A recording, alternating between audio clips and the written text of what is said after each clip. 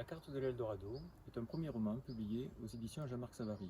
C'est un roman d'aventure, mais aussi une invitation à la recherche et à la découverte d'une civilisation et d'une culture ayant conservé son rapport avec la nature. Je m'appelle Claude. J'ai eu le plaisir de retrouver il y a quelques années, au bord du lac Titicaca, une amie française vivant au Pérou. Elle m'a accueilli dans sa famille péruvienne et m'a fait l'honneur de m'initier aux cultures, rites et croyances locales. Je suis devenu un peu de temps un passionné de la culture inca, de leur histoire, de leur relation avec la terre et la nature qu'ils appellent la Pachamama. Le roman commence en 1541, le jour de la mort de Francisco Pizarro, qui a conquis le Pérou et découvert son or, le célèbre or du Pérou. Les dernières paroles prononcées par le conquistador à l'attention de son confesseur et ami, le frère Dominique, furent « Protège mon héritage ».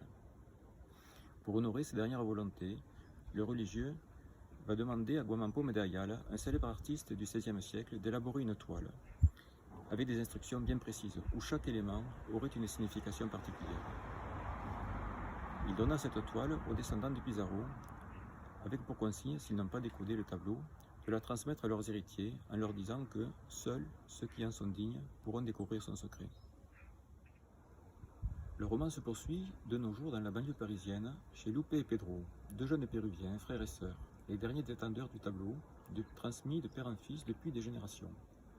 Le frère et la sœur savent que cette toile est une carte au trésor, que malheureusement, ni eux, ni aucun membre de leur famille avant eux n'ont réussi à déchiffrer complètement. Or, depuis quelques semaines, une personne est de plus en plus insistante pour leur acheter leur tableau, malgré leur volonté de ne pas le vendre. Lupe et Pedro décident alors de contacter un historien, spécialiste dans la peinture, afin de tenter une nouvelle fois de découvrir le secret caché dans cette œuvre. Lorsque l'historien vient expertiser le tableau avec son ami Kate, ils arrivent juste à temps pour éviter le vol de cette œuvre. Ce fait divers va les entraîner, malgré eux, à l'autre bout du monde, dans une course contre la montre. Voici l'œuvre réalisée par Guamampoma au XVIe siècle. Elle est appelée le Sacre de Charles Quint. Il s'agit de dessins réalisés sous forme de triptyque. La partie centrale représente un couronnement, entouré sur la droite, mais aussi sur la gauche, par des personnages au-dessus duquel figure une carte.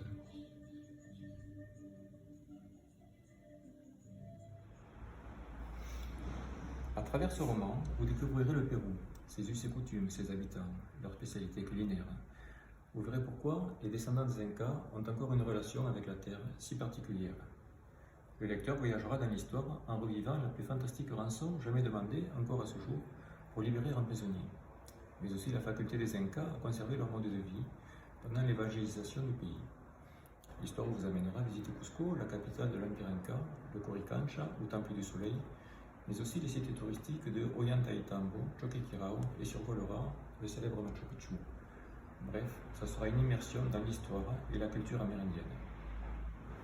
La reproduction du tableau se trouve dans les 3 premières pages de l'ouvrage.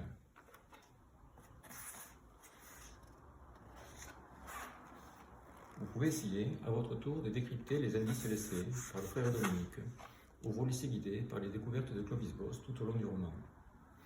Je vous souhaite une bonne lecture et de belles aventures auprès de Lupe, Pedro, Clovis, Kate et de mes amis péruviens.